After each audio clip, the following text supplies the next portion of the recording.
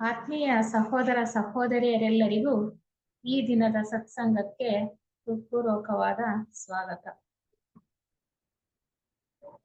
ಮೊದಲಿಗೆ ಜೀವನ್ಮುಕ್ತ ಮಹಾತ್ಮರ ಪಾದಾರವಿಂದಗಳಿಗೆ ವಂದಿಸುತ್ತಾ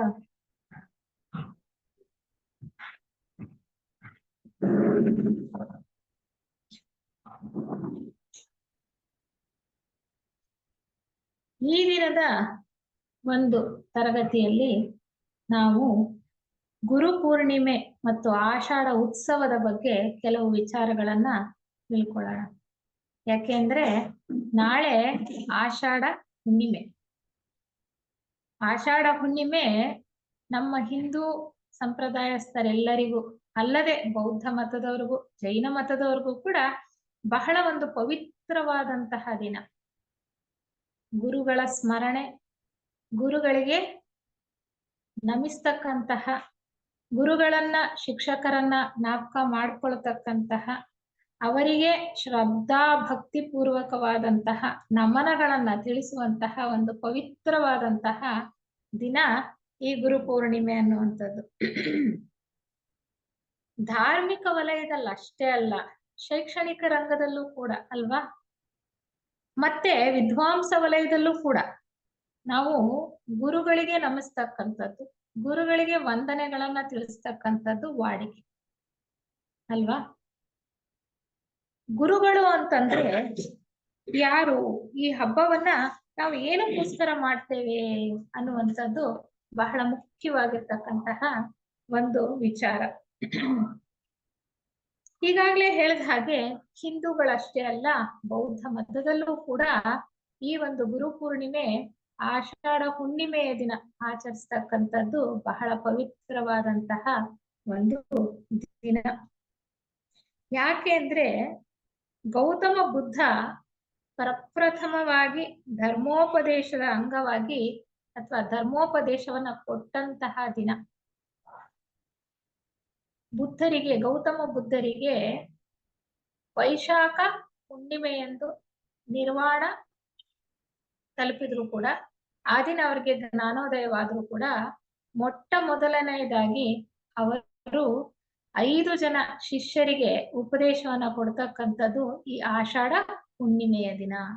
ಆದ್ರಿಂದಲೇ ಆಷಾಢ ಹುಣ್ಣಿಮೆ ಬಹಳ ಪವಿತ್ರವಾದಂತಹ ದಿನ ಅಂತ ಬೌದ್ಧ ಮತದಲ್ಲೂ ಕೂಡ ಆಚರಣೆಯನ್ನ ಮಾಡತಕ್ಕಂಥದ್ದು. ಇಲ್ಲಿ ನಾವು ಅನೇಕ ವಿಚಾರಗಳನ್ನ ತಿಳ್ಕೊಳ್ತಾ ಹೋಗೋಣ. ಯೋಗ ಸಂಪ್ರದಾಯದಲ್ಲೂ ಕೂಡ ಈ ದಿನವನ್ನ ಶಿವ ಸಪ್ತರ್ಷಿಗಳಿಗೆ ಯೋಗ ವಿದ್ಯೆಯನ್ನ ಧಾರೆ ಎರೆದ ಅಂತ ಹೇಳ್ತಾರೆ.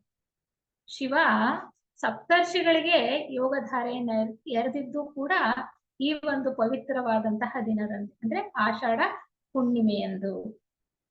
ಹಿಂದೂ ಪರಂಪರೆಯ ಶ್ರೇಷ್ಠ ಗುರುಗಳಲ್ಲೊಬ್ಬರಾದ ವೇದವ್ಯಾಸರ ಜನ್ಮದಿನವೂ ಕೂಡ ಆಷಾಢ ಹುಣ್ಣಿಮೆಯ ದಿನನೇ. ಗುರು ಪೂರ್ಣಿಮೆ ಅಥವಾ ವ್ಯಾಸ ಪೂರ್ಣಿಮೆ ಅಂತ ಕೂಡ ನಾವು ಕರಿತೇವೆ ಅಲ್ವಾ. ಗುರು ಪೂರ್ಣಿಮೆ ಅಥವಾ ವ್ಯಾಸ ಪೂರ್ಣಿಮೆ ಅಂತ ಕೂಡ ನಾವು ಕರಿತೇವೆ. ಆಷಾಢ ಶುಕ್ಲ ಪಕ್ಷದ ಪ್ರಾರಂಭದಿಂದ ಬ್ರಹ್ಮಸೂತ್ರಗಳ ರಚನೆಯನ್ನ ಆರಂಭಿಸಿದ್ರಂತೆ ವೇದವ್ಯಾಸರು.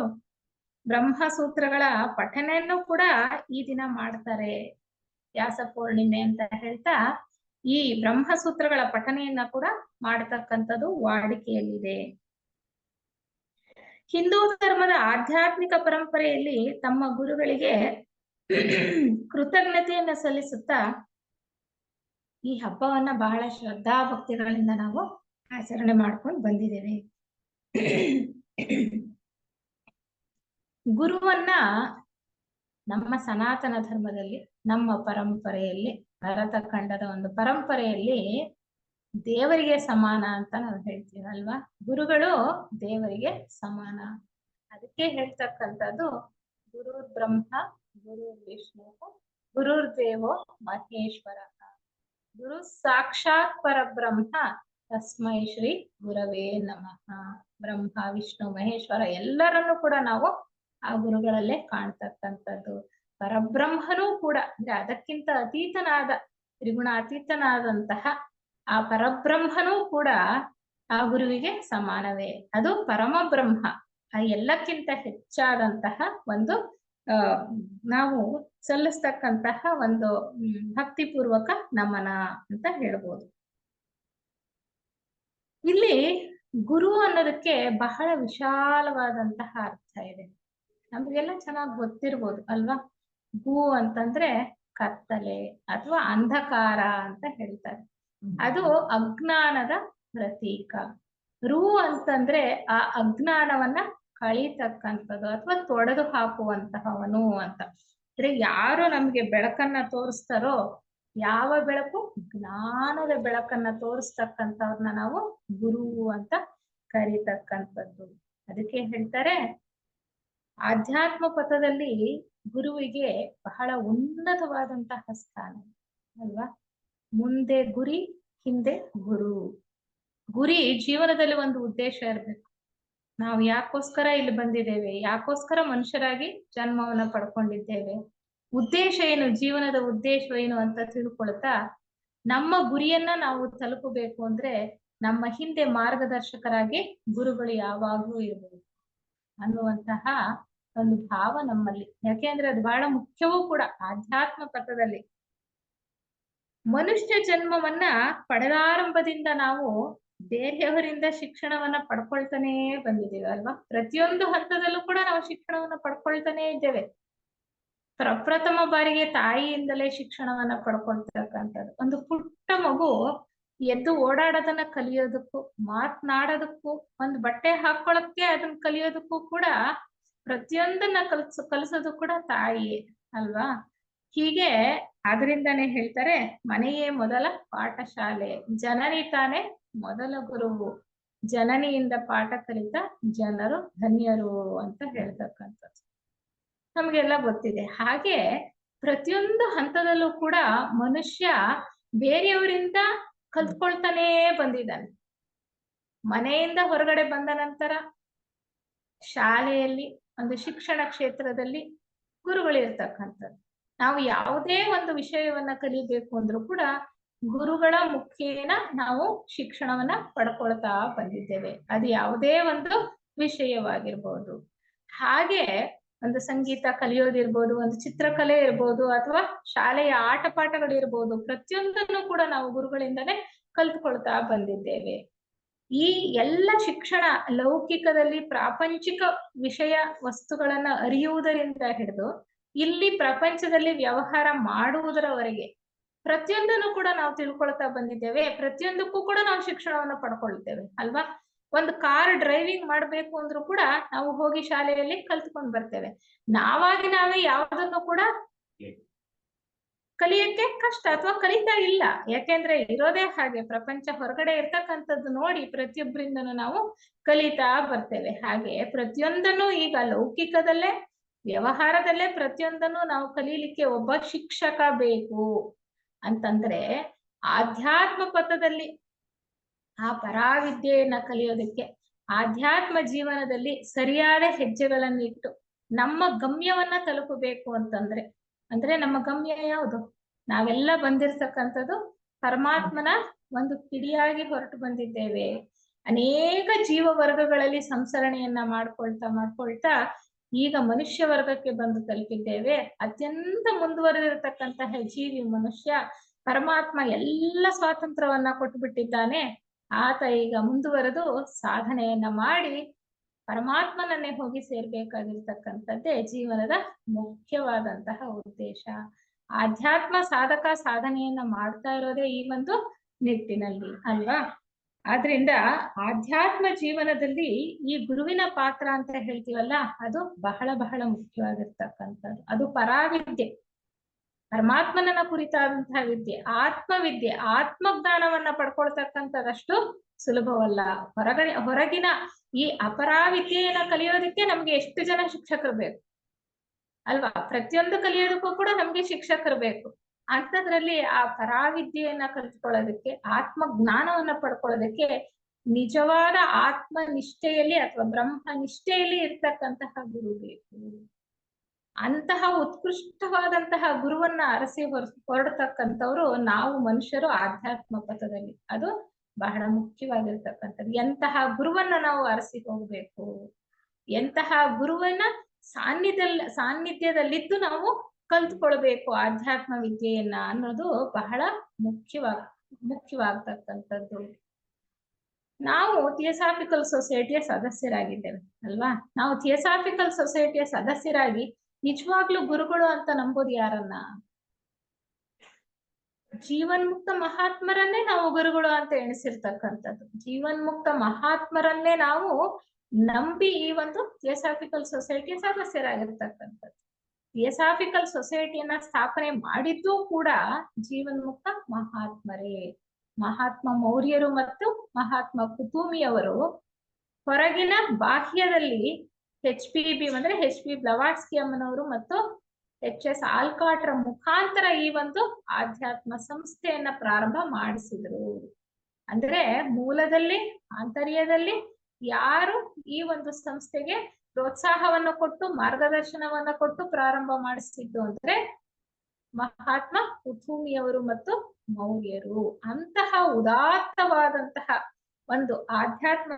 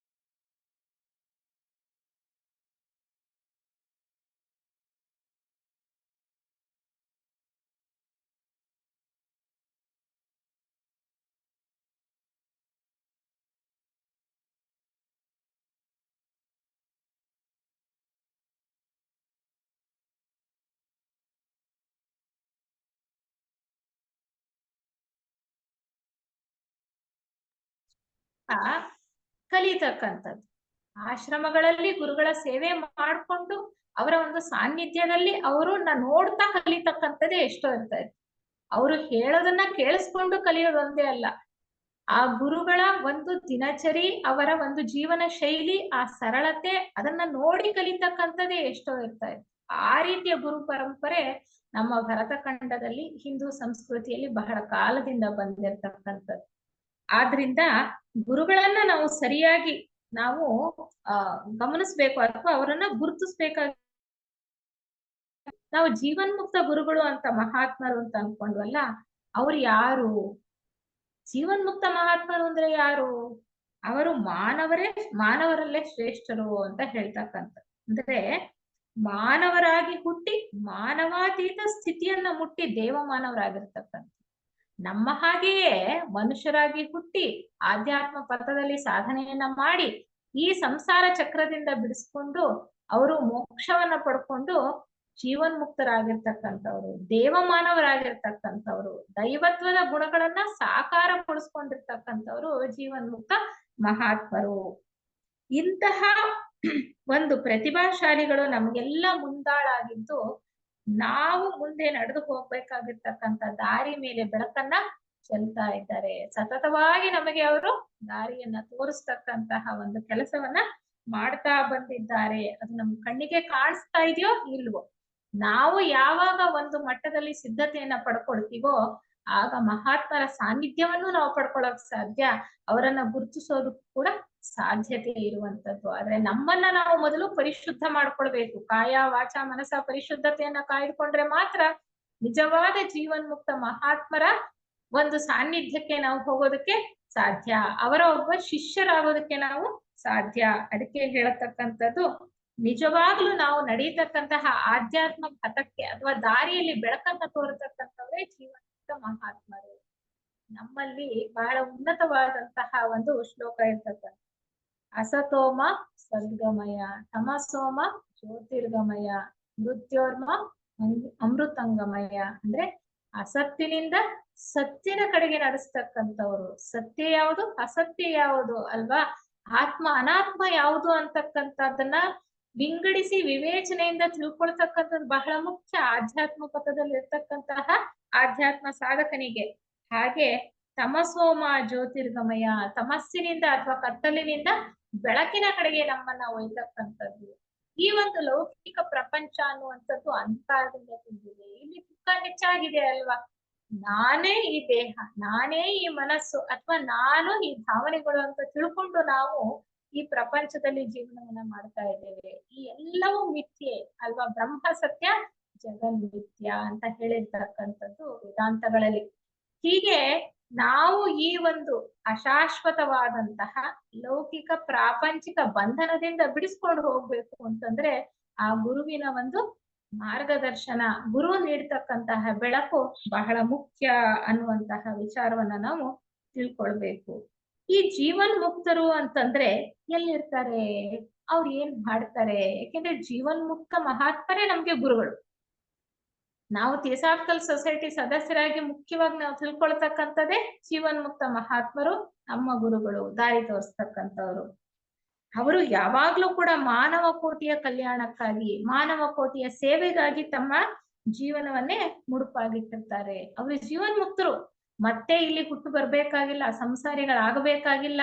ಆದ್ರೂ ಕೂಡ ಅವರ ಇನ್ನು ಮುಂದಿನ ಬೆಳವಣಿಗೆಯನ್ನು ಕೂಡ ಸ್ವಲ್ಪ ಮಟ್ಟಿಗೆ ಕಡಿಮೆಗೊಳಿಸ್ಕೊಂಡು ಈ ಮಾನವ ಕೋಟಿಯ ಕಲ್ಯಾಣಕ್ಕೋಸ್ಕರ ಅವರು ಸೇವೆಯನ್ನ ಮಾಡ್ತಾ ಇದ್ದಾರೆ. ಈ ಜೀವನ್ ಮುಕ್ತರೇ ಒಂದು ಸಂಘವನ್ನ ಕಟ್ಕೊಂಡಿದ್ದಾರೆ. ಅದನ್ನ ಏನಂತ ಹೇಳ್ತೀವಿ ನಾವು? ಶ್ವೇತರ್ಷಿ ಸಂಘ, ವೈಟ್ ಬ್ರದರ್ಹುಡ್ ಅಂತ ಹೇಳುವಂತದ್ದು ಇಂಗ್ಲಿಷ್ ನಲ್ಲಿ. ಎಲ್ಲಿದ್ದಾರೆ ಇವರು ಜೀವನ್ ಮುಕ್ತರು ಅಂತಂದ್ರೆ, ಅವರು ಹಿಮಾಲಯದ ತಪ್ಪಲಿನ ಟಿಬೆಟ್ ಕಣಿವೆಗಳಲ್ಲಿ ಇದ್ದಾರೆ. ಅಲ್ಲಿ ಆಶ್ರಮಗಳನ್ನ ಕಟ್ಕೊಂಡು ವಾಸ ಮಾಡ್ತಾ ಇದ್ದಾರೆ ಅಂತ ನಮ್ಮಲ್ಲಿ ಯೋಗ ದೃಷ್ಟಿ ಇರ್ತಕ್ಕಂಥವ್ರು, ನಿಜವಾಗ್ಲೂ ಕಂಡಂತವರು ಆದಂತಹ ಲೆಡ್ಬಿಟ್ರ್ ಅವರು ಗುರುಗಳು ಮತ್ತು ಯೋಗ ಪಥವು ಅನ್ನೋ ಪುಸ್ತಕದಲ್ಲಿ ನಮ್ಗೆ ಸವಿಸ್ತಾರವಾಗಿ ತಿಳಿಸಿದ್ದಾರೆ ಎಲ್ಲ ವಿಚಾರವನ್ನ. ಜೀವನ್ ಮುಕ್ತ ಗುರುಗಳು ಅಂದ್ರೆ ಯಾರು, ಅವ್ರು ಎಲ್ಲಿರ್ತಾರೆ, ಹೇಗಿರ್ತಾರೆ ಅನ್ನುವಂತಹ ಎಲ್ಲ ವಿಚಾರವನ್ನ ಕೂಡ ಅವರು ನಮಗೆ ಬಹಳ ಚೆನ್ನಾಗಿ ತಿಳಿಸ್ಕೊಟ್ಟಿದ್ದಾರೆ.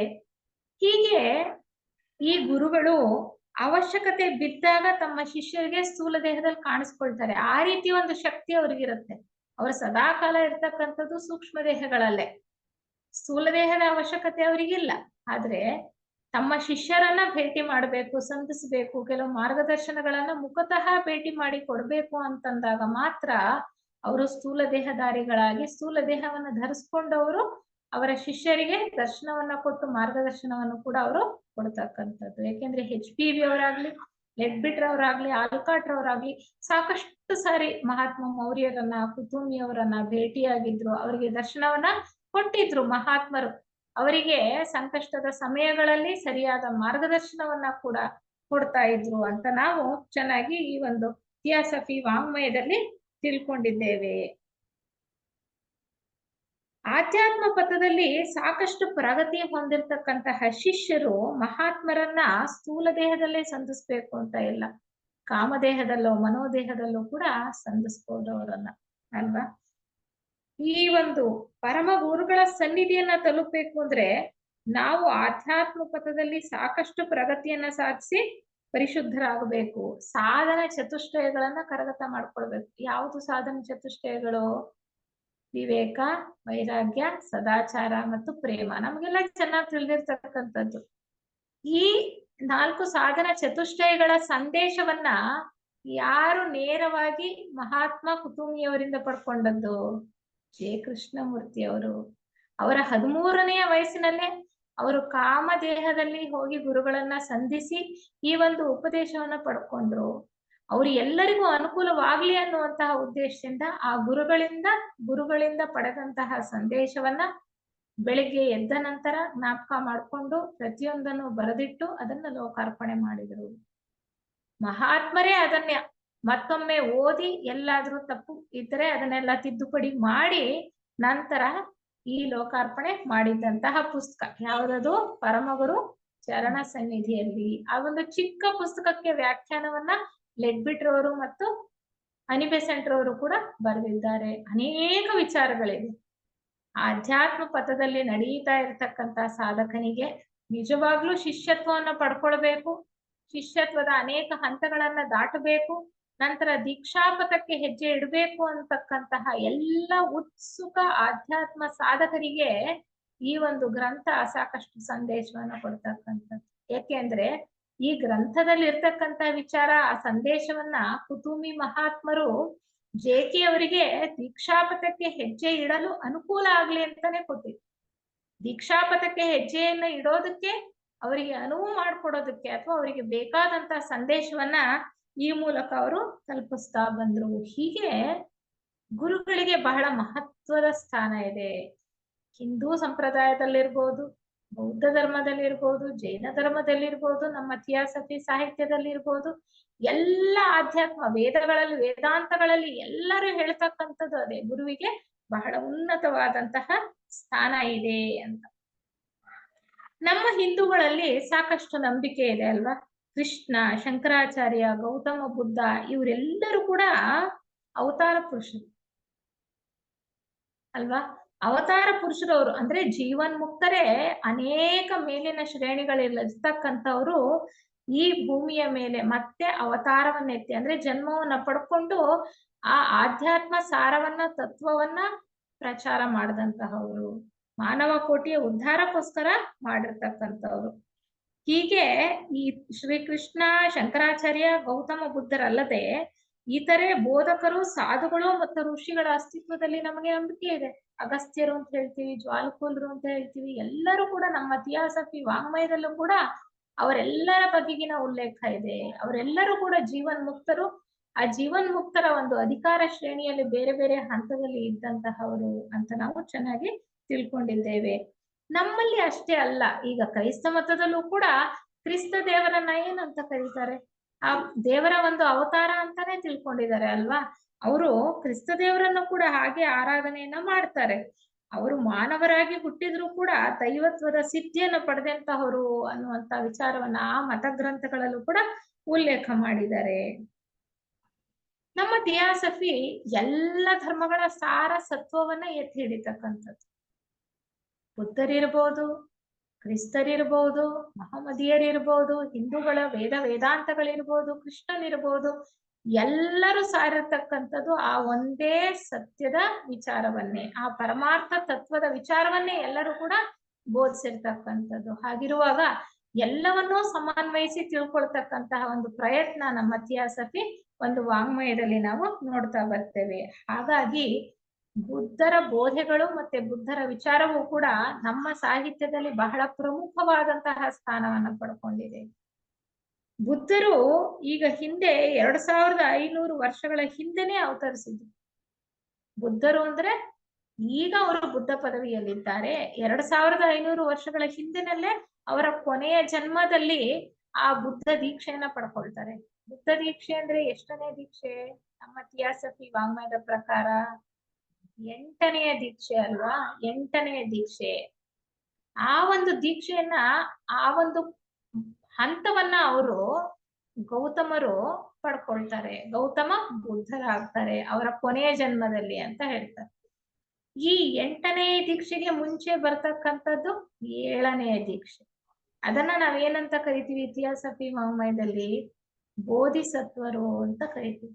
ಅದಕ್ಕೆ ಬುದ್ಧರ ಕಥೆಗಳಲ್ಲಿ ಬೋಧಿಸತ್ವರಾಗಿ ಎಷ್ಟೋ ಜನ್ಮಗಳನ್ನ ಪಡ್ಕೊಂಡಂತಹ ಕಥೆಗಳು, ಜಾತಕ ಕಥೆಗಳು ಅಂತ ಕೂಡ ನಾವು ಕೇಳಿದ್ದೇವೆ, ಓದಿದ್ದೇವೆ ಅಲ್ವಾ.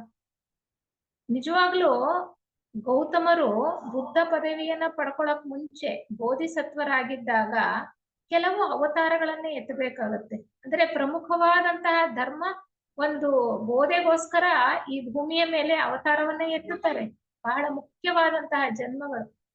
ಆ ಮೊದಲನೇ ಜನ್ಮವೇ ವ್ಯಾಸರಾಗಿದ್ದು ಅಂತ ಹೇಳ್ತಾರೆ. ಬುದ್ಧರು ಬೋಧಿಸತ್ವರಾಗಿದ್ದಾಗ ಪಡೆದಂತಹ ಮೊದಲನೆಯ ಜನ್ಮವೇ ವ್ಯಾಸರಾಗಿ. ಅಂದ್ರೆ ವ್ಯಾಸ ಪೂರ್ಣಿಮೆ ಅಂತ ಮಾಡ್ತೀವಿ ನಾವು, ಬುದ್ಧ ಪೂರ್ಣಿಮೆ ಅಂತೀವಿ, ಅಥವಾ ಆಷಾಢ ಪೂರ್ಣಿಮೆ ಅಂತೀವಿ. ನೋಡಿ, ಎಲ್ಲದಕ್ಕೂ ಕೂಡ ಸಾಕಷ್ಟು ಮಹತ್ವ ಇದೆ. ನಾವು ಇತಿಹಾಸವನ್ನ ನೋಡ್ತಾ ಹೋದ್ರೆ ಬುದ್ಧರೇ ವ್ಯಾಸರಾಗಿ ಹುಟ್ಟಿದ್ದಂತಹವರು ಹಿಂದೆ ಅನ್ನುವಂತಹ ವಿಚಾರ ನಮಗೆ ಗೊತ್ತಾಗ್ತಾ ಬರುತ್ತೆ. ಅಂದ್ರೆ ಈ ಒಂದು ಭೂ ವಿಕಾಸ ಯೋಜನೆ, ನಮಗೆ ಸಂಸ್ಕರಣಾ ಯೋಜನೆ ಬಗ್ಗೆ ಗೊತ್ತಿದೆ. ಪರಮಾತ್ಮನ ಒಂದು ಯೋಜನೆ ಅಂದ್ರೆ ಸಂಸ್ಕರಣಾ ಯೋಜನೆ. God has A plan, that is evolution ಅಂತ ನಾವೆಲ್ಲ ತಿಳ್ಕೊಳ್ತಾನೆ ಬಂದಿದ್ದೇವೆ ಅಲ್ವಾ. ಈ ಭೂ ವಿಕಾಸ ಯೋಜನೆಯಲ್ಲಿ ನಾವೀಗ ಎಲ್ಲಿದ್ದೇವೆ ಅಂದ್ರೆ 4ನೆಯ ಗೋಳಮಾಲೆಯಲ್ಲಿ ಇದ್ದೇವೆ. ಭೂ ವಿಕಾಸ ಯೋಜನೆಯಲ್ಲಿ 7 ಗೋಳಮಾಲೆಗಳಿರುತ್ತೆ. ಮಾಲೆಗಳು, ಒಂದೊಂದು ಮಾಲೆಯಲ್ಲಿ 7 ಗ್ರಹಗಳಿರುತ್ತೆ. ಆ ರೀತಿ ಸಂಸರಣೆ ಅಂತಕ್ಕಂಥದ್ದು ಮೊದಲನೆಯ ಮಾಲೆಯಿಂದ ಕೊನೆಯ ಮಾಲೆಯವರೆಗೆ ಅಂದ್ರೆ ಮುಗಿಸುವ ಹೊತ್ತಿಗೆ ಎಲ್ರೂ ಕೂಡ ಜೀವನ್ ಮುಕ್ತರಾಗ್ಬಿಡ್ಬೇಕು. ಪ್ರತಿಯೊಬ್ರು ಕೂಡ ಜೀವನ್ ಮುಕ್ತ ಹಂತಕ್ಕೆ ಹೋಗ್ತಕ್ಕಂಥದ್ದು. ಪ್ರಸ್ತುತ ನಾವಿರ್ತಕ್ಕಂಥದ್ದು 4ನೆಯ ಗೋಳಮಾಲೆಯ 4ನೆಯ ಗೋಳದಲ್ಲಿ ಅಂತ ಹೇಳ್ತಾರೆ. 7 ಗೋಳಮಾಲೆಗಳಲ್ಲಿ ನಾವೀಗ 4ನೆಯ ಗೋಳಮಾಲೆಯಲ್ಲಿದ್ದೇವೆ. ಆ ಮಾಲೆಯಲ್ಲಿ 7 ಗ್ರಹಗಳಿರುತ್ತಲ್ಲ, 7 ಗೋಳಗಳಿರುತ್ತಲ್ಲ, ಅದರಲ್ಲಿ 4ನೆಯ ಗೋಳನೇ ಭೂಮಿ. 4ನೆಯ ಗೋಳ ಭೂಮಿ. ಈ ಒಂದು ಗೋಳಮಾಲೆಯನ್ನ ಆ ಚೈತನ್ಯ, ದೈವಿ ಚೈತನ್ಯ 7 ಸಾರಿ ಸುತ್ತತಕ್ಕಂಥದ್ದು. ಅಂದ್ರೆ ಅದನ್ನ ಒಂದೊಂದು ಸಾರಿ ಸುತ್ತತಕ್ಕಂಥದ್ದನ್ನು ಒಂದೊಂದು ಪ್ರದಕ್ಷಿಣೆ ಅಂತ ಹೇಳ್ತೀವಿ. 7 ಸಾರಿ ಸುತ್ತುತ್ತೆ.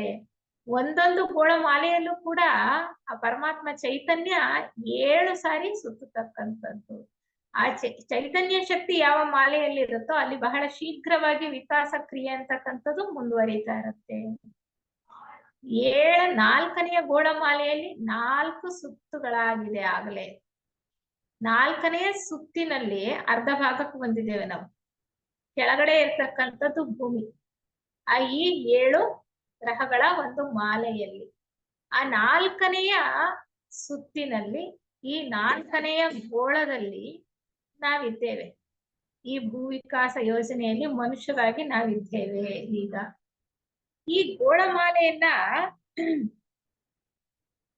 ಹೇಗೆ ಅಂದ್ರೆ ಈ ಪ್ರತಿಯೊಂದು ಗೋಳಮಾಲೆಯಲ್ಲೂ ಕೂಡ, ಮಾಲೆಯಲ್ಲಿ ಒಂದೊಂದು ಪ್ರದಕ್ಷಿಣೆಯಲ್ಲೂ ಕೂಡ ಮನುಗಳು, ಜಗದ್ಗುರುಗಳು ಅಂತಕ್ಕಂಥವರು ಆ ಒಂದು ವಿಕಾಸ ಯೋಜನೆಯನ್ನ ನೋಡ್ಕೊಳ್ತಾ ಹೋಗ್ತಾ ಇರ್ತಾರೆ.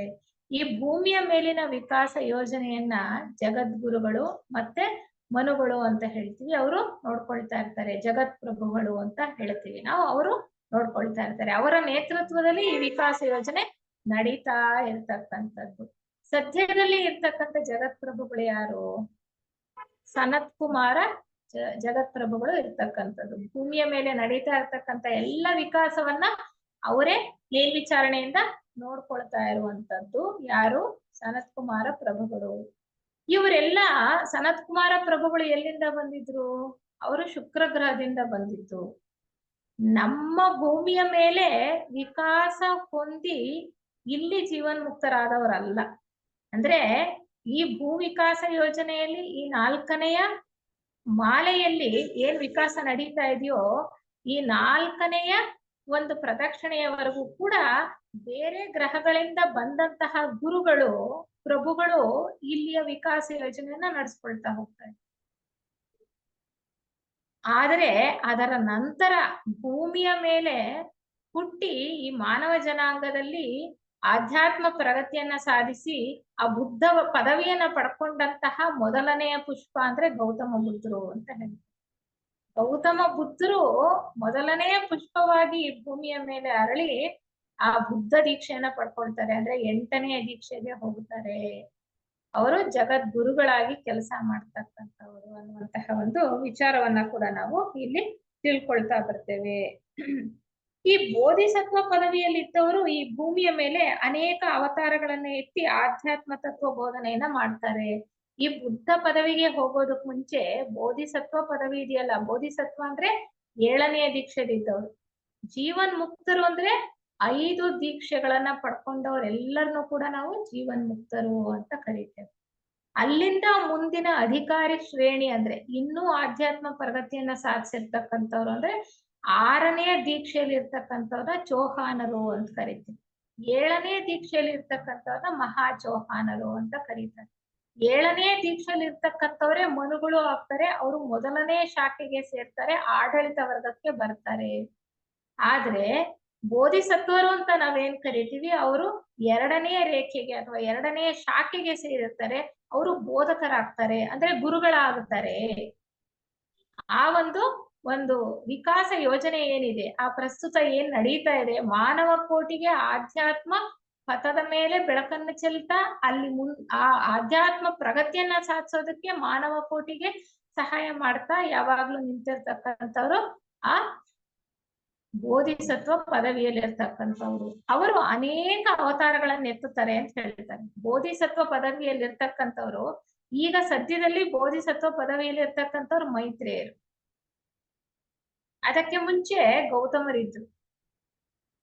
ಗೌತಮರು ಬೋಧಿಸತ್ವ ಪದವಿಯ ನಂತರ ಬುದ್ಧರಾಗಿ 8ನೇ ದೀಕ್ಷೆ ಹೋದ ನಂತರ ಮೈತ್ರೇಯರು ಬೋಧಿಸತ್ವ ಪದವಿಗೆ ಬರ್ತಾರೆ. ಈ ಬೋಧಿಸತ್ವ ಪದವಿಯಲ್ಲಿದ್ದಾಗ ಅಂದ್ರೆ 7ನೇ ದೀಕ್ಷೆಯಲ್ಲಿದ್ದಾಗ ಅನೇಕ ಅವತಾರಗಳನ್ನ ಎತ್ತಿ ಈ ಭೂಮಿಯ ಮೇಲೆ ಆಧ್ಯಾತ್ಮ ಪ್ರಗತಿಗೆ, ಮನುಷ್ಯನ ಆಧ್ಯಾತ್ಮ ಪ್ರಗತಿಗೆ ಸಹಾಯವನ್ನ ಮಾಡ್ತಾರೆ. ಹಾಗೆ ಗೌತಮರು ಬೋಧಿಸತ್ವರಾಗಿದ್ದಾಗ ಪ್ರಪ್ರಥಮವಾಗಿ ಅವತರಿಸಿದ್ದ ವ್ಯಾಸರಾಗಿ ಅಂತ ನಾನು ಈಗಾಗ್ಲೇ ಹೇಳಿದೆ. ಅದಕ್ಕೆ ಈ ದಿನವನ್ನ ವ್ಯಾಸ ಪೂರ್ಣಿಮೆ ಅಂತ ಕೂಡ ನಾವು ಕರಿತೇವೆ. ಅವರು ಬೋಧಿಸತ್ವರಾಗಿದ್ದಾಗ ಬರೀ ವ್ಯಾಸರಾಗಿ, ಅದು ಪ್ರಥಮ ಜನ್ಮ. ನಂತರದಲ್ಲಿ ಅವರು ಮುಂದೆ ಪ್ರಾಚೀನ ಈಜಿಪ್ಟಿನ ಹರ್ಮಿಸ್ ಆಗಿ ಕೂಡ ಜನ್ಮವನ್ನು ಪಡ್ಕೊಂಡಿರ್ತಾರೆ. ಅವರು ಕೂಡ ಬಹಳ ಮಹಾನ್ ತತ್ವಜ್ಞಾನಿಗಳು, ದಾರ್ಶನಿಕರಾಗಿದ್ದಂತಹವರು. ಮುಂದೆ ಅವರು ಜೊರಾಸ್ಟ್ರಗಳಲ್ಲಿ ಅಂದ್ರೆ ಜೊರಾಸ್ಟ್ರಿಯನ್ಸ್ ಅಂತ ನಾವು ಕರಿತೀವಲ್ಲ, ಅವ್ರನ್ನೇನಂತಾರೆ, ಅಗ್ನಿ ಆರಾಧಕರ ಮತ ಅಂತ ಹೇಳ್ತಾರೆ. ಪರ್ಷಿಯಾ ದೇಶದಲ್ಲಿ ಇದ್ದಂತಹವರು 29 ಜನ ಜೊರಾಸ್ಟ್ರಗಳಲ್ಲಿ ಇವರೇ ಮೊದಲನೆಯವರಾಗಿರ್ತಾರೆ. ಯಾರು ಮೊದಲನೆಯವರಾಗಿರ್ತಕ್ಕಂಥದ್ದು ಗೌತಮರು ಒಂದು ಜನ್ಮವನ್ನ ಪಡ್ಕೊಂಡಿದ್ರು. ಬೋಧಿಸತ್ವರಾಗಿದ್ದಾಗ ಪಡ್ಕೊಂಡಂತಹ ಒಂದು ಜನ್ಮದಲ್ಲಿ ಹರ್ಮಿಸರಾಗಿದ್ರು. ಮತ್ತೆ ಮುಂದೆ ಗ್ರೀಸ್ ನಲ್ಲಿ ಆರ್ಫ್ಯೂಸ್ ಅಂತ ಗುರುವಾಗಿದ್ರಂತೆ. ಆರ್ಫ್ಯೂಸ್ ಅನ್ನುವಂತಹ ಗುರುವಾಗಿ ಅವರು ಸಂಗೀತ ಮಾಧ್ಯಮದ ಮೂಲಕ ಬೋಧನೆಯನ್ನ ಕೊಡ್ತಾರೆ. ಹೀಗೆ ಬೋಧಿಸತ್ವರಾಗಿದ್ದಾಗ ಅವತಾರವನ್ನು ಎತ್ತಿ ಬಂದು ಅನೇಕ ಧರ್ಮಗಳ ಸ್ಥಾಪನೆಯನ್ನು ಮಾಡ್ತಾರೆ. ಮತ್ತೆ ಈ ಆಧ್ಯಾತ್ಮ ತತ್ವವನ್ನು ಕೂಡ ಇಲ್ಲಿ ಹರಡ್ತಾರೆ, ಜನರ ಒಂದು ಆಧ್ಯಾತ್ಮ ಪ್ರಗತಿಗೋಸ್ಕರ. ಹೀಗೆ ಗೌತಮರು ಬೋಧಿಸತ್ವರಾಗಿದ್ದಾಗ ವ್ಯಾಸರಾಗಿ, ಹರ್ಮಿಸರಾಗಿ, ಮತ್ತೆ ಈ ಅರ್ಫ್ಯೂಸರಾಗಿ, ಜೊರಾಸ್ಟ್ರಿಯನ್ನರ ಮೊದಲಿಗರಾಗಿ ಎಲ್ಲ ಜನ್ಮವನ್ನು ಪಡ್ಕೊಂಡ ನಂತರ ಕೊನೆಯ ಜನ್ಮದಲ್ಲಿ, ಕಡೆಯ ಜನ್ಮದಲ್ಲಿ ಅವರು ಸಿದ್ಧಾರ್ಥರಾಗಿ ಜನ್ಮವನ್ನ ಪಡ್ಕೊಂಡು ಆ ಜನ್ಮದಲ್ಲಿ ಅವರು 8ನೇ ದೀಕ್ಷೆಯಾದ ಬುದ್ಧ ಪದವಿಗೆ ಏರ್ತಾರೆ. ಅವರು ಆ ಬುದ್ಧ ಪದವಿಯನ್ನ ತಲುಪಿದ ನಂತರ ಅವರ ಜಾಗಕ್ಕೆ ಯಾರು ಬರ್ತಾರೆ? ಬೋಧಿಸತ್ವದ ಜಾಗಕ್ಕೆ ಅಂದ್ರೆ ಮೈತ್ರೇಯರು ಬರ್ತಾರೆ. ಈಗ ಪ್ರಸ್ತುತ ಮೈತ್ರೇಯರೇ ಇರ್ತಕ್ಕಂಥದ್ದು, ಬೋಧಿಸತ್ವದ ಜಾಗದಲ್ಲಿ ಮೈತ್ರೇಯರೇ ಇರುವಂತದ್ದು. ಹೀಗೆ ಬುದ್ಧರು ಅಂದ್ರೆ ಗೌತಮರು ಬುದ್ಧ ಪದವಿಯನ್ನ ಏರಿದ ನಂತರ 2 ಮುಖ್ಯವಾದ ಕೆಲಸಗಳನ್ನ ಮಾಡ್ತಾರಂತೆ. 2 ಮುಖ್ಯ. ಮೈತ್ರೇಯರು ಮತ್ತೆ ಆಕ್ಚುಲಿ ಹೇಳ್ಬೇಕು ಅಂದ್ರೆ ಈ ಗೌತಮರು ಇಬ್ರು ಒಂದೇ ಹಂತದಲ್ಲಿ ಇದ್ರಂತೆ. ಯಾರು ಬುದ್ಧ ದೀಕ್ಷೆಯನ್ನ ಪಡ್ಕೊಳಕ್ಕೆ ಅರ್ಹತೆಯನ್ನ ಪಡ್ಕೊಳ್ತಾರೋ ಇಬ್ರು ಸರಿಸಮಾನವಾಗಿದ್ದಾರೆ ಅಂತ ನೋಡ್ತಾ ಇದ್ರಂತೆ. ಹೆಚ್ಚು ಶ್ರಮ ವಹಿಸಿ ಈ ಒಂದು ಆಧ್ಯಾತ್ಮ ಸಾಧನೆಯಲ್ಲಿ ಮುಂದುವರೆದು ಗೌತಮರು ಬುದ್ಧರಾಗ್ತಾರಂತೆ.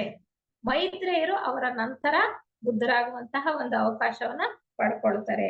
ಆದ್ರೂ ಇಷ್ಟು ಶ್ರಮ ವಹಿಸಿ ಅವರು ಬುದ್ಧ ಪದವಿಯನ್ನ ತಗೊಂಡ್ರು ಕೂಡ ಕೆಲವು ಕಾರಣಗಳಿಗೋಸ್ಕರ ಅವರು ಯಾವುದೋ ಕೆಲವು ಇನ್ನೂ ಕೊರತೆಗಳಿತ್ತು ಅಂತ ಹೇಳ್ತಾರೆ. ಅಷ್ಟ ಆಧ್ಯಾತ್ಮ ಪ್ರಗತಿಯನ್ನ ಸಾಧಿಸಿದ್ರು ಕೂಡ ಅದಕ್ಕೋಸ್ಕರ ಅವರು 2 ಮುಖ್ಯ ವಿಶೇಷ ಕಾರ್ಯಗಳನ್ನ ಕೈಗೊಳ್ತಾರೆ ಅಂತ ಹೇಳ್ತಾರೆ. ಏನಪ್ಪಾ ಅದು ಅಂತಂದ್ರೆ, ಮೊಟ್ಟ ಮೊದಲನೇದಾಗಿ ಜಗತ್ಪ್ರಭುಗಳು ಅಂದ್ರೆ ಸನತ್ ಕುಮಾರರು, ಅಂದ್ರೆ ಜ್ಯೋತಿರಾಜರು, ಶುಕ್ರ ಗ್ರಹದಿಂದ ಇಲ್ಲಿಗೆ ಬಂದಂತವ್ರು ನಮ್ಮ ಗೋಳಮಾಲೆಗೆ ಅಲ್ವಾ. ಅವರ ಶಿಷ್ಯರ ಪೈಕಿ ಒಬ್ಬರನ್ನ ಶಂಕರಾಚಾರ್ಯರಾಗಿ ಜನ್ಮ ಎತ್ಕೊಳ್ಳೋ ಹಾಗೆ ಮಾಡ್ತಾರಂತೆ. ಶಂಕರಾಚಾರ್ಯರು ಎಂತ ಗುರುಗಳು? ವೇದಾಂತಗಳು, ಉಪನಿಷತ್ತುಗಳನ್ನ ಎಲ್ಲವನ್ನು ಬರೆದು ಬ್ರಹ್ಮಸೂತ್ರಕ್ಕೆ ಭಾಷ್ಯವನ್ನ ಬರೆದು ಅವರು ಗುರುಗಳಾಗಿದ್ದಂತವ್ರು. ಶಂಕರಾಚಾರ್ಯರನ್ನ ನಾವೆಲ್ಲ ಬಹಳ ಗುರುಗಳು ಅಂತ ನೋಡ್ತಕ್ಕಂಥ. ಶಂಕರಾಚಾರ್ಯರು ಯಾರು ಅಂತ ನೋಡಿ ಇತಿಹಾಸ ವಾಂಗ್ಮಯದಲ್ಲಿ ನಾವು ಇತಿಹಾಸವನ್ನ ಕೆದಕ್ತಾ ಹೋದ್ರೆ ಎಲ್ಲಿ ಸಿಕ್ಕುತ್ತೆ? ಜ್ಯೋತಿರಾಜರು ಶುಕ್ರ ಗ್ರಹದಿಂದ ಬಂತಂತವ್ರು, ಸನತ್ ಕುಮಾರ ಪ್ರಭುಗಳ ಜೊತೆಯಲ್ಲಿದ್ದಂತವ್ರು, ಅವರ ಶಿಷ್ಯರಾಗಿದ್ದಂತವ್ರು ಶಂಕರಾಚಾರ್ಯರಾಗಿ ಜನ್ಮವನ್ನ ಪಡ್ಕೊಳ್ಳುವಂತಹ ಒಂದು ಏರ್ಪಾಟನ್ನ, ಆ ಒಂದು ವ್ಯವಸ್ಥೆಯನ್ನ ಈ ಗೌತಮ ಬುದ್ಧರು ಮಾಡ್ತಾರಂತೆ.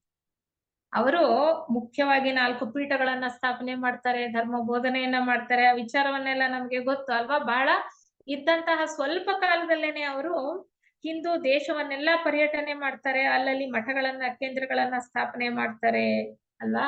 ಹೀಗೆ 2000 ವರ್ಷಗಳ ಹಿಂದೆಯೇ ಈ ಗುರು ಪರಂಪರೆಯ ಮೂಲ ಸ್ಥಾಪಕರಾಗಿದ್ದಂತವ್ರಂತೆ ಅವರು ಶಂಕರಾಚಾರ್ಯರು.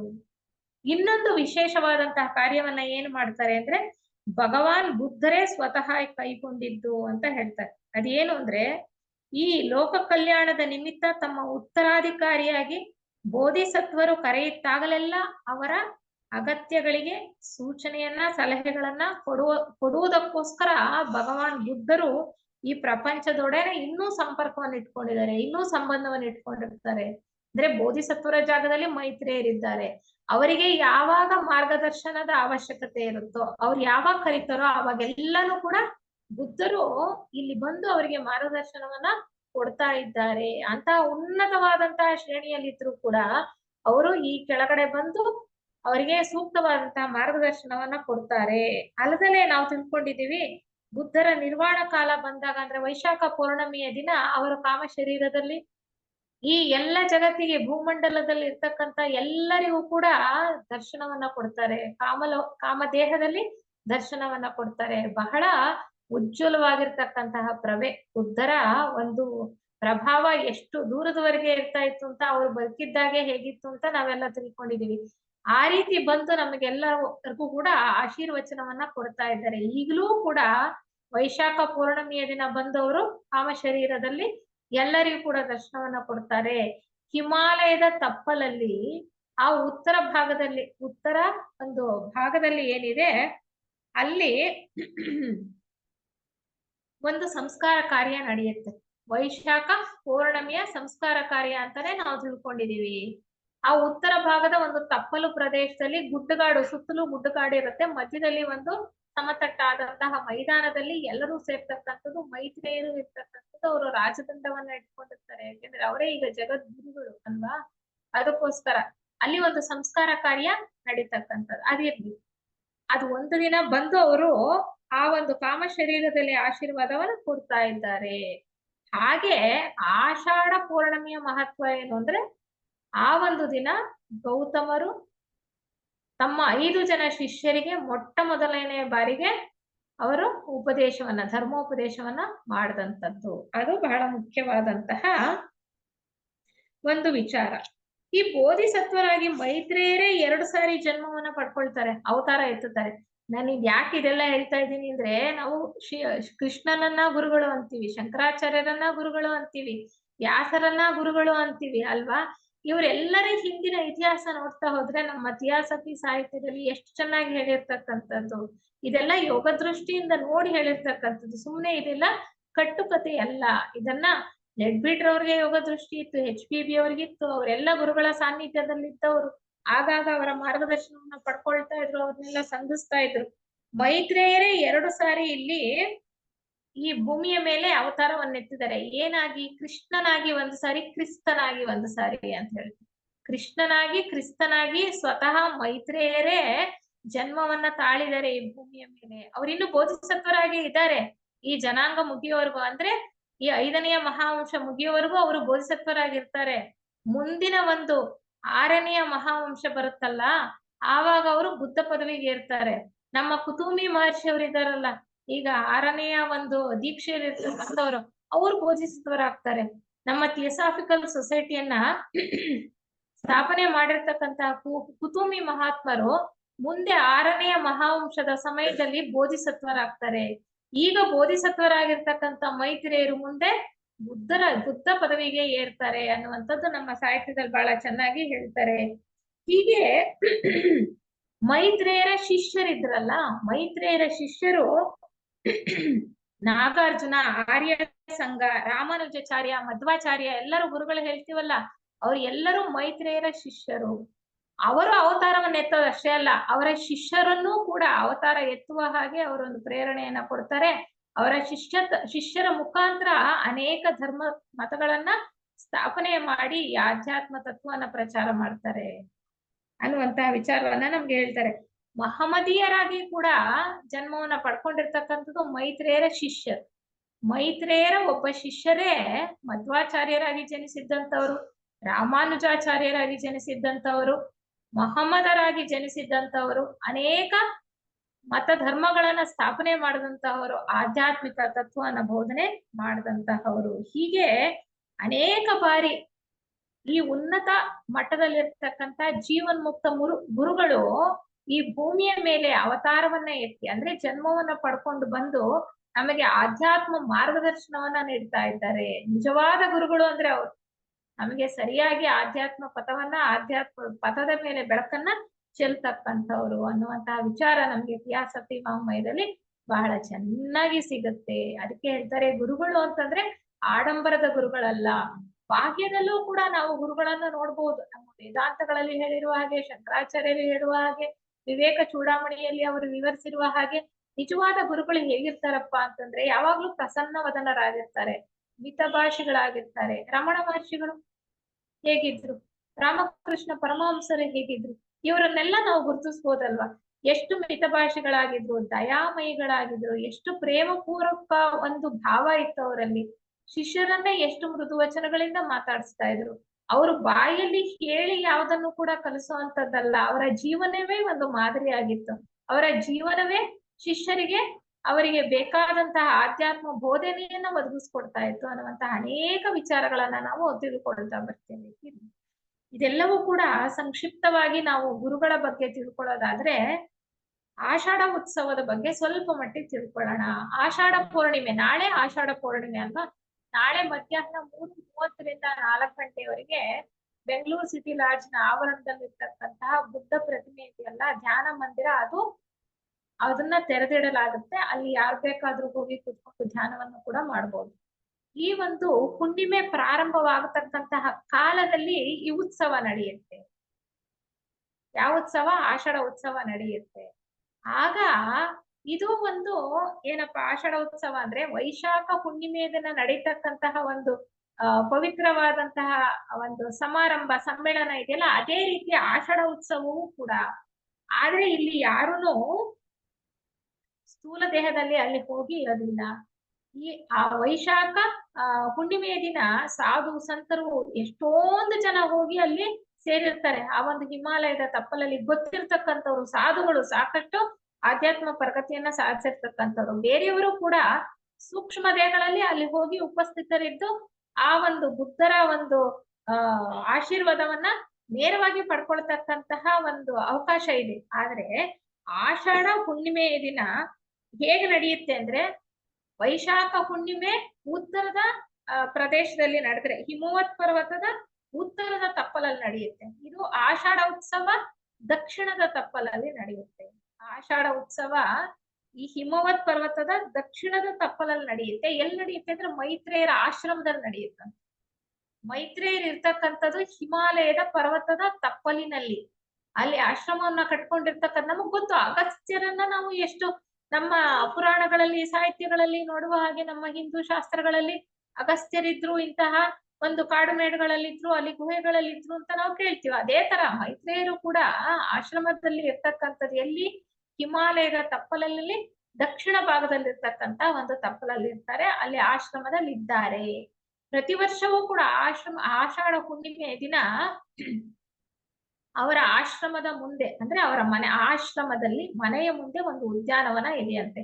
ಆ ಉದ್ಯಾನವನದಲ್ಲಿ ಒಂದು ಸ್ಫಟಿಕ ಶಿಲೆಯ ಒಂದು ಆಸನದ ಮೇಲೆ ಅವ್ರು ಕೂತ್ಕೊಳ್ತಾರಂತೆ. ಬಂದು ಆ ಹುಣ್ಣಿಮೆ ಪ್ರಾರಂಭವಾಗುವಂತಹ ಸಮಯದಲ್ಲಿ ಬಂದು ಅಲ್ಲಿ ಕೂತ್ಕೊಳ್ತಾರೆ.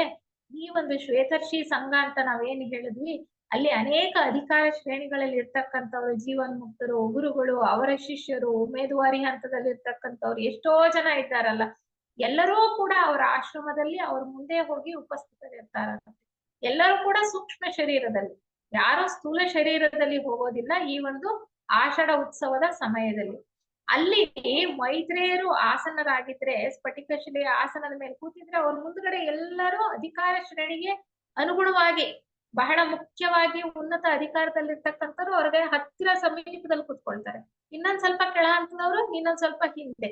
ಅವರ ಶಿಷ್ಯರು ಅವ್ರ ಹಿಂದೆ ಈ ರೀತಿ ಕೂತ್ಕೊಳ್ತಾರಂತೆ. ಅರ್ಧ ಗಂಟೆಯಲ್ಲಿ ಈ ಒಂದು ಉತ್ಸವ ಕಾರ್ಯ ಮುಗಿದು ಹೋಗುತ್ತೆ ಅಂತ ಹೇಳ್ತಾರೆ. ಏನ್ ಮಾಡ್ತಾರೆ ಅವರು ಈ ಒಂದು ಆಷಾಢ ಉತ್ಸವದ ಸಮಯದಲ್ಲಿ ಏನ್ ಮಾಡ್ತಾರಪ್ಪ ಅಂದ್ರೆ, ಮೈತ್ರೇಯರು ಅಂದ್ರೆ ಈಗ ಬೋಧಿಸತ್ವ ಪದವಿಯಲ್ಲಿ ಇರ್ತಕ್ಕಂಥವರು ಆ ಒಂದು ಸುಸಂದರ್ಭದಲ್ಲಿ, ಆ ಒಂದು ಶುಭ ಸಮಯದಲ್ಲಿ, ಆಷಾಢ ಹುಣ್ಣಿಮೆ ಹುಟ್ಟತಕ್ಕಂತ ಸಮಯದಲ್ಲಿ ಅರ್ಧ ಗಂಟೆಯ ಕಾಲದಲ್ಲಿ ಅವರು ಬುದ್ಧರು ಬೋಧಿಸಿದಂತಹ ಅಷ್ಟಾಂಗ ಮಾರ್ಗ ಇದೆಯಲ್ಲ, ಧರ್ಮ ಪ್ರವರ್ತನ ಸೂತ್ರ ಅಂತ ನಾವೇನ್ ಹೇಳ್ತೀವಲ್ಲ, ಅದನ್ನ ಪಠನೆ ಮಾಡ್ತಾರಂತೆ. ಧರ್ಮ ಪ್ರವರ್ತನ ಸೂತ್ರದ ಪಠನೆ. ಆಷಾಢ ಹುಣ್ಣಿಮೆಯ ಮಹತ್ವ ಏನು ಅಂದ್ರೆ, ಬುದ್ಧರು ಧರ್ಮೋಪದೇಶವನ್ನ ಮೊಟ್ಟ ಮೊದಲಿಗೆ ಮಾಡಿದ್ದು. ಅವ್ರು ಕೊಟ್ಟಂತ ಉಪದೇಶ ಏನು?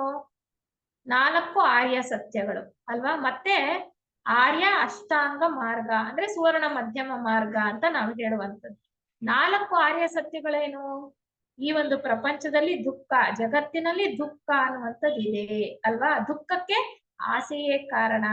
ಆ ದುಃಖವನ್ನ ನಿವಾರಿಸಿಕೊಳ್ಳಬಹುದಾಗಿದೆ, ಅದು ಒಂದು ಸತ್ಯ. ಆ ದುಃಖ ನಿವಾರಣೆಗೆ ಮಾರ್ಗೋಪಾಯವಿದೆ, ಆ ಮಾರ್ಗೋಪಾಯನೇ ಸುವರ್ಣ ಮಧ್ಯಮ ಮಾರ್ಗ. ಅದನ್ನೇ ಧರ್ಮಚಕ್ರ ಪ್ರವರ್ತನ ಸೂತ್ರ ಅಂತ ಹೇಳ್ತಕ್ಕಂಥದ್ದು. ಅದು ಮಧ್ಯಮ ಮಾರ್ಗ.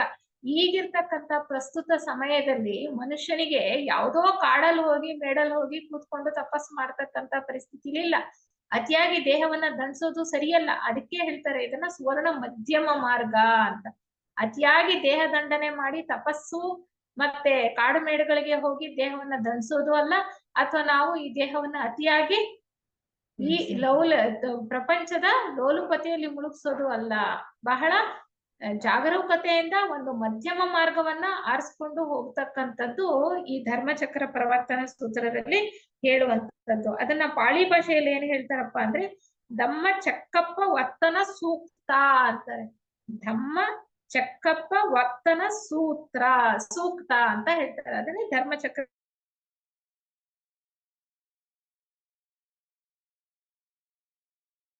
ಆ ಒಂದು ಧರ್ಮವೆಂಬ ಆಧ್ಯಾತ್ಮ ಧರ್ಮದ ಇದು ರಥದ ಗಾಲಿಗಳನ್ನ ಆತ ಮೊದಲನೇ ಬಾರಿಗೆ ಉರುಳಿಸ್ತಾ ಅಂತ. ಬುದ್ಧ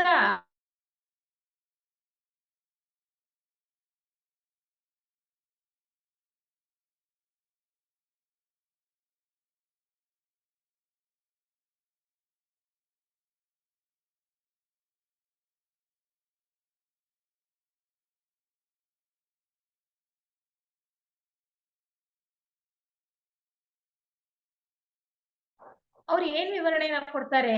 ಈ ಒಂದು ಆಷಾಢ ಉತ್ಸವದ ಸಮಯದಲ್ಲಿ ಮೈತ್ರೇಯರು ಈ ಧರ್ಮಚಕ್ರ ಪ್ರವರ್ತನ ಸೂತ್ರವನ್ನ ಪಠನೆ ಮಾಡೋದಷ್ಟೇ ಅಲ್ಲ, ಕಾಲ ಕಾಲಕ್ಕೆ ತಕ್ಕಂತೆ ಪ್ರಸ್ತುತ ಪರಿಸ್ಥಿತಿಗೆ ಯಾವ ರೀತಿಯ ಒಂದು ವ್ಯಾಖ್ಯಾನವನ್ನ ಕೊಡ್ಬೇಕು ಈ ಸೂತ್ರಕ್ಕೆ, ಅದನ್ನು ಕೂಡ ಕೊಡ್ತಾ ಇದ್ದಾರಂತೆ. ಅವರ ವ್ಯಾಖ್ಯಾನ ಎಷ್ಟು ಚೆನ್ನಾಗಿರುತ್ತೆ ಅಂತಂದ್ರೆ, ಅವ್ರು ಹೇಳ್ತಾರೆ ಅವರ ವಾಗ್ವೈಖರಿಯನ್ನ ಮತ್ತೆ ಅವರ ಸರಳತೆಯನ್ನ, ಆ ವಾಗ್ವೈಖರಿ ಇದೆಯಲ್ಲ ಅದನ್ನ ನಾನು ವಿವರಿಸೋದಕ್ಕೆ ಸಾಧ್ಯನೇ ಇಲ್ಲ ಅಂತ ಹೇಳ್ತಾರೆ. ಅಷ್ಟು ಪ್ರಬಲವಾದಂತಹ ಉನ್ನತವಾದಂತಹ ಆಧ್ಯಾತ್ಮ ಬೋಧನೆಯನ್ನ ಕಾಲ ಕಾಲಕ್ಕೆ ತಕ್ಕ ಹಾಗೆ ಆ ಧರ್ಮಚಕ್ರ ಪ್ರವರ್ತನ ಸೂತ್ರದ ಪಠನೆಯ ನಂತರ ವ್ಯಾಖ್ಯಾನವನ್ನು ಕೂಡ ಮೈತ್ರೇಯರು ಕೊಡ್ತಾರೆ. ಆ ಒಂದು ಉನ್ನತ ಕಾರ್ಯ ಸೂಕ್ಷ್ಮ ಲೋಕದಲ್ಲಿ ನಡೀತಕ್ಕಂಥ ಆ ಒಂದು ಸಮಯದಲ್ಲಿ ನಾವು ಕೂಡ ಧ್ಯಾನಾಸಕ್ತರಾಗಿದ್ದು ನಮ್ಮ ಸೂಕ್ಷ್ಮ ಶರೀರಗಳ ಮೂಲಕ ನಾವು ಕೂಡ ಪ್ರಯತ್ನವನ್ನ ಮಾಡಬಹುದು. ಆ ಒಂದು ಉನ್ನತವಾದಂತಹ ಸ್ಥಳದಲ್ಲಿ ನಾವು ಭಾಗವಹಿಸ್ಬೇಕು, ಪ್ರಸ್ತುತರಿರ್ಬೇಕು ಅಂತಕ್ಕಂಥವ್ರು ಅಷ್ಟು ಆಧ್ಯಾತ್ಮ ಸಾಧನೆಯನ್ನ ಸಾಧಿಸಿರ್ಬೇಕು. ಇಲ್ಲ ನಾವು ಧ್ಯಾನದ ಮೂಲಕ ನಾವು ಮೌನವಾಗಿದ್ದು ನಮ್ಮ ಒಂದು ಮನಸ್ಸನ್ನ ಸಂಪೂರ್ಣವಾಗಿ ಆ ಒಂದು ಚಿತ್ರಣವನ್ನ ಕಲ್ಪಿಸ್ಕೊಳ್ತಾ ನಾವು ಧ್ಯಾನಾಸಕ್ತರಾಗಿದ್ರೆ ನಮಗೂ ಕೂಡ ಅಲ್ಲಿ ನಡೀತಕ್ಕಂತಹ ಒಂದು ಉನ್ನತ ವಿಚಾರದ ಮನವರಿಕೆ ಸೂಕ್ಷ್ಮದಲ್ಲಿ ಯಾವುದೋ ಒಂದು ಮಟ್ಟದಲ್ಲಿ ಆದ್ರೂ ಕೂಡ ಆಗ್ಬೋದು ಅನ್ನುವಂತಹ ವಿಚಾರವನ್ನ ನಮಗೆ ಬಹಳ ಚೆನ್ನಾಗಿ ಇಲ್ಲಿ ಹೇಳ್ತಾ ಬರ್ತಾರೆ. ಈ ಒಂದು ಆಷಾಢ ಉತ್ಸವ ನಡೀತಕ್ಕಂಥದ್ದೇ ಈ ಒಂದು ದೃಷ್ಟಿಯಿಂದ, ಅಂದ್ರೆ ಧರ್ಮಚಕ್ರ ಪ್ರವರ್ತನ ಸೂತ್ರದಲ್ಲಿ ಹೇಳಿರ್ತಕ್ಕಂತಹ ಇದನ್ನ ಏನಂತ ಹೇಳ್ತಾರೆ? ಆರ್ಯ ಅಷ್ಟಾಂಗ ಮಾರ್ಗ ಅಂತ ಹೇಳ್ತಾರೆ. ಅಷ್ಟಾಂಗ ಮಾರ್ಗ ಅಂದ್ರೆ ಯಾವುದು? ಇಲ್ಲಿ 8 ಅಂಗಗಳನ್ನ ಹೇಳ್ತಾ ಹೋಗ್ತಾರೆ. ಯಾವ್ದಪ್ಪ ಅಂತಂದ್ರೆ, ಚತುರಾರ್ಯ ಸತ್ಯಗಳು ಅಲ್ವಾ, ಆರ್ಯ ಸತ್ಯಗಳು, ಅದನ್ನ ಏನ್ ಹೇಳ್ತಾರೆ ಅಂದ್ರೆ ಉದಾರ ತತ್ವ ಚತುಷ್ಟಯಗಳು ಅಂತ ಕೂಡ ಹೇಳ್ತಾರೆ. 4 ವಿಚಾರಗಳು ನಾವೀಗ ಅನ್ಕೊಂಡ್ವಲ್ಲ ಅದು. ಆದ್ರೆ ದುಃಖ ನಿವಾರಣೋಪಾಯಕ್ಕಾಗಿ ಕೊಟ್ಟಿರ್ತಕ್ಕಂತಹ ಉದಾರವಾದ ಅಷ್ಟಾಂಗ ಪಥ ಇದೆಯಲ್ಲ, ಅದರಲ್ಲಿ 8 ಅಂಶಗಳನ್ನ ಹೇಳ್ತಾರೆ. ಏನು ಅಂದ್ರೆ ಸರಿಯಾದ ನಂಬಿಕೆ. ಸರಿಯಾದ ನಂಬಿಕೆ ಅಂದ್ರೆ ನಮ್ಗೆ ಯಾವ್ದ್ರಲ್ಲಿ ನಂಬಿಕೆ ಇರ್ಬೇಕು? ಪರಮಾತ್ಮನ ಒಂದು ಸಂಸರಣ ಯೋಜನೆಯಲ್ಲಿ ನಂಬಿಕೆ ಇರ್ಬೇಕು. ಬಹಳ ಸಂಕ್ಷಿಪ್ತವಾಗಿ ಒಂದೊಂದೇ ವಾಕ್ಯದಲ್ಲಿ ಹೇಳೋ ಪ್ರಯತ್ನ ಮಾಡ್ತೇನೆ, ಯಾಕೆಂದ್ರೆ ಸಮಯ ಇಲ್ಲ ಅದಕ್ಕೆ. ಅದು ಸರಿಯಾದ ನಂಬಿಕೆಗೆ ಸಂಬಂಧಪಟ್ಟಿದ್ದು. ಸರಿಯಾದ ಯೋಚನೆ ಅಂದ್ರೆ ಸತ್ ಚಿಂತನೆಗಳು, ಸತ್ ವಿಷಯಗಳು ನಮ್ಮಲ್ಲಿ ಯಾವಾಗ್ಲೂ ಇರಬೇಕು. ಅದರ ಮಹತ್ವ, ಅದರ ಲಾಭ ನಾವು ಚೆನ್ನಾಗಿ ನಮ್ಮ ವಾಂಗ್ಮಯದಲ್ಲಿ ತಿಳ್ಕೊಂಡಿದ್ದೇವೆ. ಮತ್ತೆ ಸರಿಯಾದ ಮಾತು. ನಮ್ಮ ಮಾತು ಹೇಗಿರ್ಬೇಕು? ದಯೆಯಿಂದ ಕೂಡಿರ್ಬೇಕು, ದಯಾನ್ವಿತವಾಗಿರ್ಬೇಕು. ಸಹೋದರ ಭಾವ ಅಂತಕ್ಕಂಥದ್ದು ನಮ್ಮಲ್ಲಿ ವ್ಯಕ್ತವಾಗ್ತಾ ಇರಬೇಕು. ಆ ರೀತಿಯ ಮಾತು ನಾವು ಆಡ್ಬೇಕು. ಪರಮಗುರು ಚರಣ ಸನ್ನಿಧಿಯಲ್ಲಿ ಹೇಳ್ತಾರಲ್ಲ, ಮಾತು ಸತ್ಯವಾಗಿರ್ಬೇಕು, ಬೇರೆಯವರನ್ನ ನೋಯಿಸುವ ಹಾಗಿರ್ಬಾರ್ದು, ಯಾವಾಗ್ಲೂ ದಯೆಯಿಂದ ಕೂಡಿರ್ಬೇಕು ಅಂತ ಅವ್ರು ಹೇಳ್ತಾರಲ್ಲ ಹಾಗೆ. ಮತ್ತೆ ಸಮ್ಯಕ್ ಕಾರ್ಯ ಅಂತಾರೆ. ಸಮ್ಯಕ್ ಕಾರ್ಯ, ಸರಿಯಾದ ಕಾರ್ಯಗಳನ್ನ ಮಾಡ್ತಾ ಹೋಗು, ನಿಸ್ವಾರ್ಥ ಸೇವೆಯನ್ನ ಮಾಡ್ತಾ ಹೋಗು. ನಿನ್ನ ಕಾರ್ಯಗಳಲ್ಲಿ ಯಾವ ಒಂದು ಸ್ವಾರ್ಥದ ಸೋಂಕು ಕೂಡ ಇರಬಾರ್ದು. ನಿಷ್ಕಾಮ ಕರ್ಮವನ್ನ ಮಾಡು. ಶ್ರೀಕೃಷ್ಣ ಪರಮಾತ್ಮ ಭಗವದ್ಗೀತೆಯಲ್ಲಿ ಬೋಧಿಸಿದ್ದು ಅದನ್ನೇ ಅಲ್ವಾ. ಶ್ರೀಕೃಷ್ಣ ಪರಮಾತ್ಮನನ್ನ ನಾವು ಗುರುಗಳು ಅಂತ ಆರಾಧನೆ ಮಾಡೋದು. ಅವ್ರು ಮತ್ಯಾರೂ ಅಲ್ಲ, ಮೈತ್ರೇಯರ ಅವತಾರನೇ, ಧರ್ಮವನ್ನ ಸಾರೋದಕ್ಕೋಸ್ಕರ ಬಂದಂತವ್ರು. ಮತ್ತೆ 5ನೇದಾಗಿ ಹೇಳ್ತಾರೆ ಸಂಯಗ ಜೀವ ಅಂದ್ರೆ ಧಾರ್ಮಿಕ ವೃತ್ತಿ. ಧಾರ್ಮಿಕ ಜೀವನವನ್ನ ನಾವು ನಡೆಸ್ಬೇಕು, ಪ್ರಾಮಾಣಿಕವಾದಂತಹ ಜೀವನವನ್ನ ನಾವು ನಡೆಸ್ಬೇಕು, ಅದು ಬಹಳ ಮುಖ್ಯ ಅಂತ. 6ನೇದಾಗಿ ಹೇಳ್ತಾರೆ ಸತ್ಪ್ರಯತ್ನ. ಸತ್ಪ್ರಯತ್ನ ಅಂದ್ರೆ ಸದಾ ಕೆಟ್ಟದ್ದನ್ನ ತ್ಯಜಿಸ್ಬೇಕು. ಅಂದ್ರೆ ಕೆಟ್ಟದ್ದನ್ನ ಯಾವಾಗ್ಲೂ ದೂರ ಇಡ್ಬೇಕು, ಒಳ್ಳೇದನ್ನ ಮಾಡೋದನ್ನೇ ಕಲ್ತ್ಕೊಳ್ತಾ ಹೋಗ್ಬೇಕು. ಯಾವಾಗ್ಲೂ ಒಳ್ಳೇದ್ ಮಾಡೋದನ್ನೇ ನಾವು ಕಲಿತಾ ಹೋಗ್ಬೇಕು. 7ನೇದಾಗಿ ಹೇಳ್ತಾರೆ ನೇರವಾದ ನೆನಪು. ಯಾವ್ದನ್ನ ನೆನ್ಪಿಟ್ಕೊಳ್ಬೇಕು? ಬೇರೆಯವರು ನಮಗೆ ಮಾಡಿದಂತಹ ಸಹಾಯವನ್ನ, ಒಳ್ಳೆಯದನ್ನ ನೆನಪಲ್ಲಿ ಇಟ್ಕೋಬೇಕು. ಅವ್ರು ಎಷ್ಟೇ ಕೆಟ್ಟದ್ದನ್ನ ಮಾಡಿದ್ರು ಕೂಡ, ಎಷ್ಟೇ ನೋವಾಗಿದ್ರು ಕೂಡ ಅದನ್ನ ನೀನು ಮರಿ ಅಂತ ಹೇಳ್ತಾರೆ.